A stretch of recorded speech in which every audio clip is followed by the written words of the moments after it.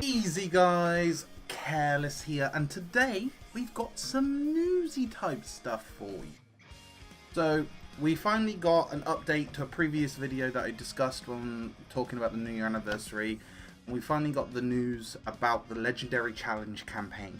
So we thought we'd go over it together. So let's have a look. So first things first, we've got the rewards. The rewards are 50 stones for getting an LR Goku, 10 Elder Kais for getting your LR Goku to SA20, and all the orbs that you would have put into the card to 100% dupe it returned to you. Now I want to make this clear, these rewards are not dropped once you achieve them, they are dropped at the end of the event.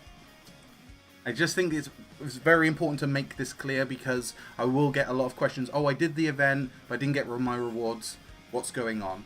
So just to be clear, I want to reiterate, you will get your rewards once the event is done and they've calculated who got what.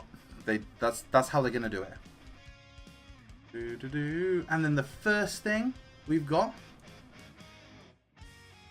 is the fact that you'll be able to do the tech event every day. Just once, but every day. I feel like you're going to have to do this every day to get enough orbs.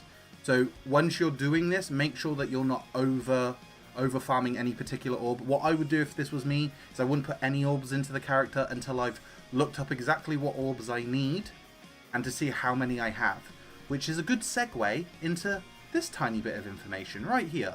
So to fully dupe an LR Goku, you will need 4,310 smalls, 2,470 mediums, and 223 large orbs. So the logical thing would be to open all paths and not drop a single orb into him until you've hit those on every single one. Once you know you've got them, put them into the character, you will get them refunded at the end. Nice and clear. Q. Straight after that, so every day the campaign is up, the LR Goku event will be at half stamina. You will never get a better opportunity to farm this card.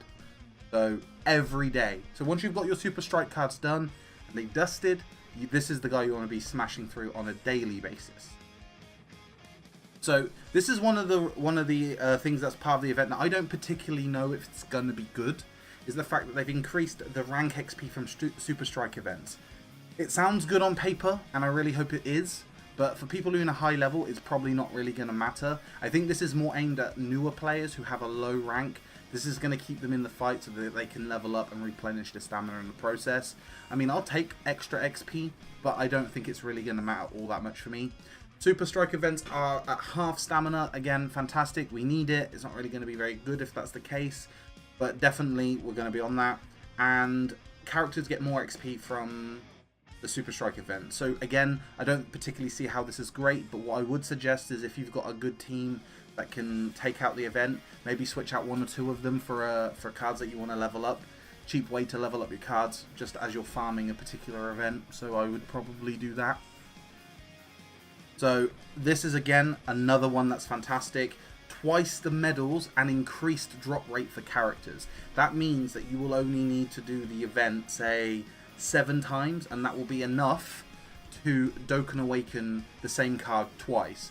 Twice, you ask? Well, you want to get one to SA10 and one to SA5, Dokkan Awaken them both, and feed the SA5 into the SA10.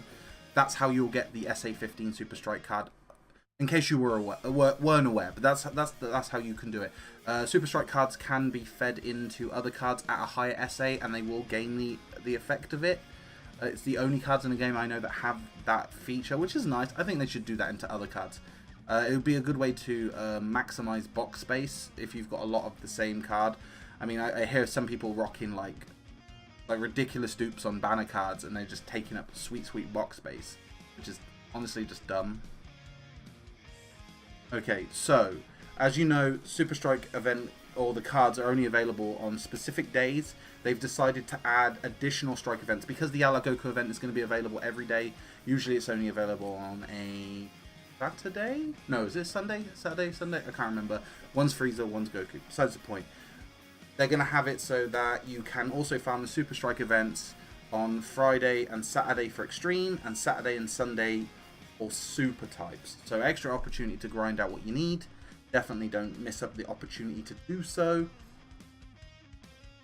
And then the most important one. So I've been talking about Dokkan Awakening cards all throughout this news, and 2 types of medals that you are required to Dokkan Super Strike cards is the Bulma medals and the Turtle medals.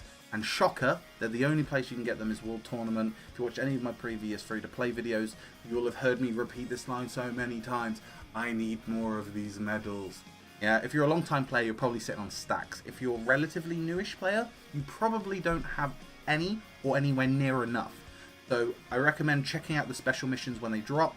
Apparently they've already dropped on JP at the moment, at the time of recording this, and so they're doing it that once you complete the medal event once, like the first time you do it when the event is up, they give you 7 of each, which is enough to Dokkan Awaken the card once, but not enough to get it to SA15.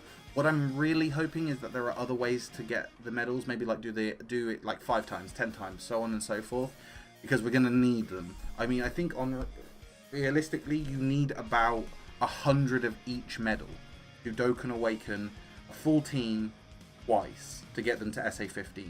So yeah, I think it's like that. 42, no, maybe it's 84. You need about 84 of each medal. It's 84. But either way, you need a lot of them, so definitely want to check that out. Now, one thing I want to clear up in this video, there is no discussion of a Stage 4 for Global. JP already has Stage 4, Global does not. Stage 4 makes the event a lot easier because you can take any farmable card.